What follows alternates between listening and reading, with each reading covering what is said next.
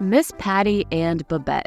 These characters, I think, are staples of Stars Hollow, and together they are the gossip queens of the town. Despite all of the fan criticisms and their flaws, I happen to really like these characters. I haven't seen these characters discussed in detail as often, so I wanted to take a moment to appreciate them. Let's start with Patricia LaCosta. Miss Patty is a showgirl at heart. She runs the dance studio in Stars Hollow, and she's been in show business for over 40 years. It doesn't seem like she ever made it big in show business, but I think she sure did try, and she has a lot of history in the industry. We get a little bit of her history. We know that her first performance was off-Broadway in Cleveland, Ohio. We know that she worked with John Crawford. She danced on drums at the Copacabana in 1969. She met Betty Davis when she was a chorus girl in Guys and Girls. She was Ricardo Montalban's receptionist for 6 months, and she danced in a cage for Tito Puente. I'm sure she's had tons and tons of adventures that we don't even know about. In the early seasons, Miss Patty's defining characteristic is that she's quite sexual. What is truly important in your life? I'm so glad I had all that sex. And she tends to flirt with a lot of the men on the show, and I think that this is also the biggest criticism of Miss Patty. She makes a lot of comments that make other characters feel uncomfortable, and this is often played for comedy. I think that this is a product of the time that the show was produced in, and this is the aspect of the show that I don't think aged well. I can generally let Miss Patty's comments slide, but where I draw the line is when she makes comments towards teenagers and comments that are directed towards the younger men on the show. You grow any taller, I'm gonna have to get myself some mountain climbing equipment. We know that she's been in tons of relationships, so she married 3 men 4 times, and Miss Patty says that she was a wreck before all of her weddings. She has a date showing up to a town meeting once, Jesus, so this woman can still get it. Miss Patty, in my opinion, is also a little bit of a controversial teacher. Every time Miss Patty teaches, her methods are questionable when it comes to little kids. She's very direct with the kids, she doesn't hesitate to point out their absurd behavior, and she says a lot of funny stuff. Who wants to hear about the time I danced in a cage for Tito Puente? It was the summer of '60. She often smokes when she teaches her classes, and that includes things like yoga. Miss Patty also cares a lot about the town and about the Gilmores. We see that Miss Patty checks in with Lorelai anytime something bad happens, and she shows genuine care. She also carries around pictures of Lorelai in her wallet to show to potential suitors. And I would imagine that maybe some people feel that is a violation of Lorelai's life, and I definitely see that. But I do believe that Miss Patty's intentions are very pure and she is very sweet. I think that Miss Patty genuinely wants Lorelai to have a happy life and to find someone that she loves, and that's why she tries so hard to find someone for Lorelai. The sweetest moment from Miss Patty, I think, happens after Lane's wedding. Lorelai gives a speech drunkenly at Lane's wedding where she complains about Luke's failure to marry her. And the next day, Miss Patty tells Luke that Lorelai sang Endless Love at the wedding, and that's why it was so embarrassing. Miss Patty also went around town and made sure that everyone is aware of the Endless Love story so that Lorelai is not embarrassed in front of Luke. I think she also has a soft spot for Kirk. She hires Kirk as her director for the one-woman show, and we see that Miss Patty collaborates with Kirk quite a bit, even though they bicker. Miss Patty also introduces Kirk in a very loving way when she does her annual dance recital. She choreographed Kirk's choreography for his film, so I think she is watching out for him in her own way. They have a very weird moment in Season 2, Episode 2 when they're dancing, and I would love to know what people think of this particular scene.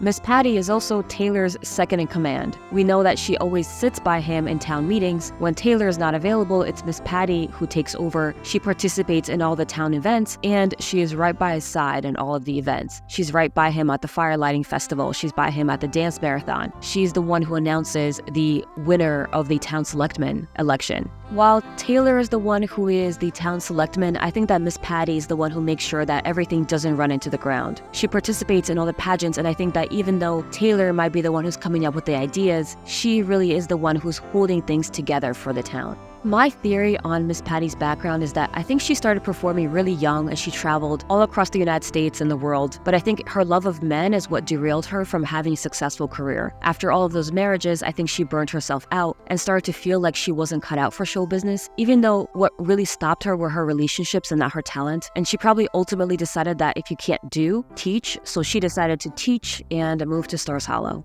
Babette Dell. Babette is a character that has surprised me the most when I rewatched her scenes. Her defining character trait is that she is a very nosy neighbor. She's very involved as a neighbor and she keeps an eye on the Gilmore house. One really good example of this is when Babette calls Lorelai when she sees a DSL truck outside of Lorelai's house. She then waits for Lorelai to come home, so she's invested in her neighbor's life. Another funny moment happens when Dean tries to come over for the very first time to Lorelai and Rory's house, and they start wondering why he's late. They find out that Babette has caught him outside. Babette is literally holding Dean by the arm, not letting him go, just chatting away, and Lorelai has to pry Dean away from Babette. I think everyone knows a Babette in their life, someone who is very nice but who you know that if you see them, you will get stuck in a very long conversation. Babette always needs to know what's going on because she's invested in other people's life. What I found interesting is that I feel like Babette has had very low self-esteem and low self-worth all through her life, and here's why I think this. Exhibit A.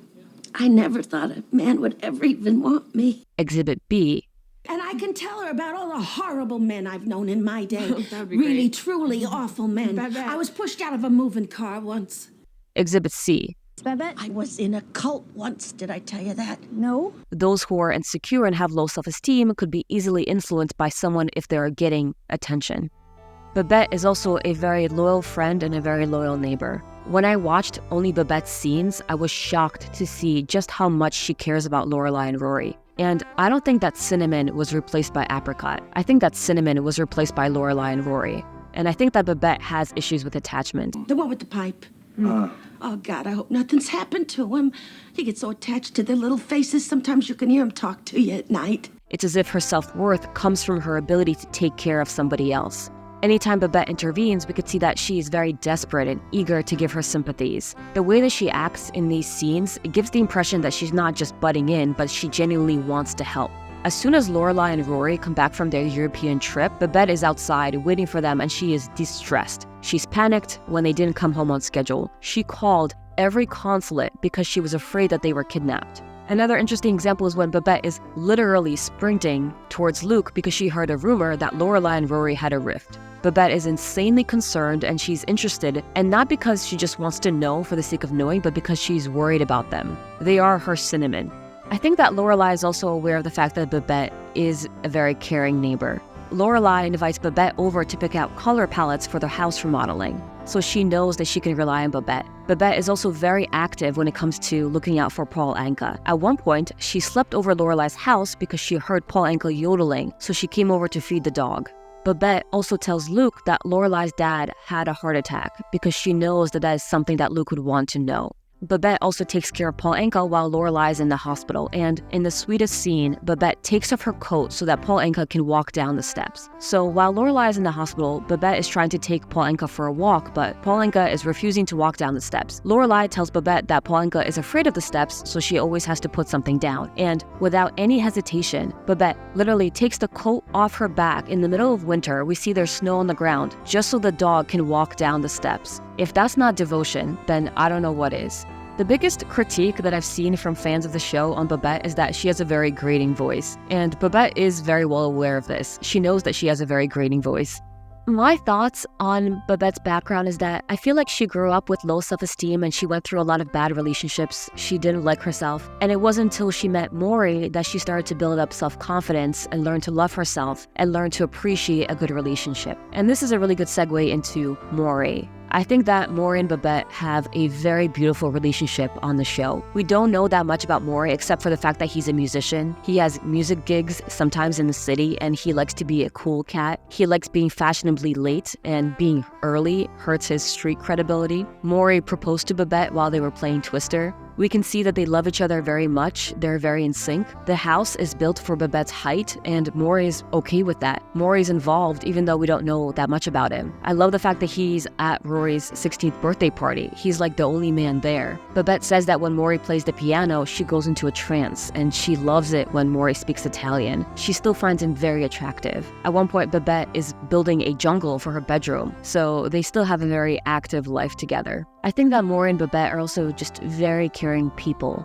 And we see that when Cinnamon passes away, and I know that this is a cat, and I think the wake for Cinnamon was meant to be comedic, but there is something to be said about the loss that people experience when they lose a pet, and they did love Cinnamon very, very dearly. We could see the way that Babette and Mory react when Cinnamon passes away. I think that everybody showed up at the wake because they knew what Cinnamon meant to Babette and Mory. And in the cutest scene, after Cinnamon's wake, they go outside and Mory suggests that they stay outside a little bit longer to look for the Big Dipper. These two really are relationship goals. My theory on Mory is that I think he used to be in a really cool jazz band that was very popular, but he was probably kicked out because of drama and unjustified politics, and he kind of misses his cool old days. He perhaps met Babette when he was, at the lowest point in his life, and because he always used to be in the music industry, he has blown out his eardrums a little bit, so Babette's voice doesn't bother him at all. Miss Patty and Babette make up an interesting duo on Gilmore Girls. They are definitely the gossip queens, but I think the town has come to rely on their gossip. They've developed this weird symbiotic relationship with them. The town is not only used to their gossip, but in some way they welcome it. They come to rely on them for information. And Lorelai gets upset when she doesn't hear them gossiping about her relationship with Luke. They gossip outside the newsstand, and I want to note the third gossiper. I would watch out for her. She might be eating people. But overall, Miss Patty and Babette, even though I think a lot of the townspeople probably find it annoying, the fact that they know so much, I think they do rely on their information. Miss Patty and Babette are also entertainers. They sing at Suki's wedding, they sing the anthem at the high school hockey game, they do a cabaret show together at karaoke. I like to think they found a friendship later in life that both of them cherish a lot, and they appreciate each other, and it's such a nice representation of two older people that have bonded later on who really appreciate the town and appreciate each other. Thank